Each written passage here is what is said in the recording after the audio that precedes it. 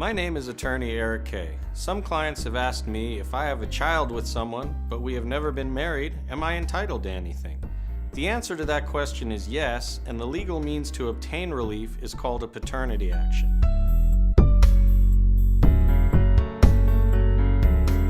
A paternity action in Florida is somewhat similar to a divorce, but with some crucial differences.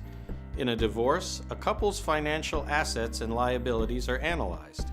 This is for the purpose of equitable distribution, in other words, dividing the property and debts of the parties to the marriage in a fair but not necessarily equal way. The relative income of the parties is ascertained for the purpose of determining child support amounts and alimony or spousal support amounts. If there are children born of the marriage, a parenting plan is also at issue, which specifies the timesharing of the minor children with each parent. As compared to a divorce, a paternity action is more limited in scope. The primary focus of a paternity action is to establish for legal purposes who the parents of a minor child are and to set forth legal obligations to make sure that the child at issue is taken care of. Since the parties to a paternity action were not married, alimony or spousal support is not at issue. Equitable distribution is also not typically involved since the two parents never became one under the law by getting married. Thus, a paternity action primarily involves rights of child support and child visitation, or custody as it was previously referred to.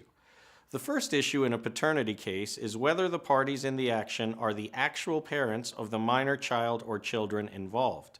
Typically, one party will allege that he or she is a parent and that the party who is served with the action is the other natural parent. The party served will either admit or deny that he or she is the natural parent of the child. If the party denies parental status, typically the court will order that a DNA test is conducted, as this is conclusive evidence to determine the issue. The next factor that is usually sorted out is child support. In Florida, child support is based upon guidelines, which in turn are based upon the relative income of the parties and who is the primary residential parent. In most cases, child support is a straightforward equation that takes into account the total monthly income of the parties and what percentage of the total income is attributable to each person.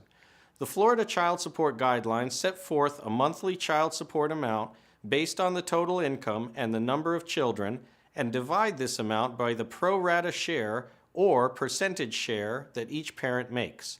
Only in limited cases and for exceptional circumstances will the court order different amounts than are calculated by this formula. Finally, the parties or the court must determine a parenting plan to ensure that the parties have certain minimum rights as to visitation and time sharing with the child or children involved.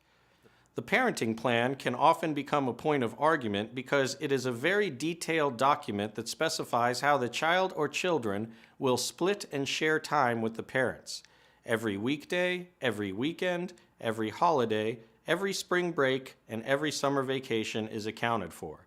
If the parties cannot agree on their own or at mediation, the court will determine a parenting plan in the best interests of the minor child or children involved.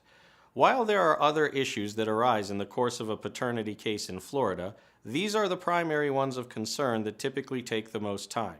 Since equitable distribution and spousal support or alimony are not at issue, however, the absence of these key issues make paternity cases easier to resolve in many circumstances than a divorce involving the very same people and issues.